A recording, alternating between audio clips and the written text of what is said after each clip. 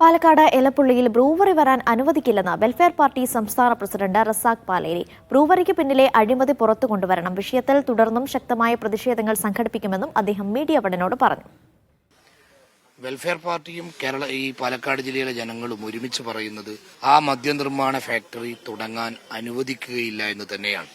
അതിനെതിരായ വിവിധ സ്വഭാവത്തിലുള്ള പ്രക്ഷോഭങ്ങൾക്ക് welfare party നേതൃത്വം കൊടുക്കും.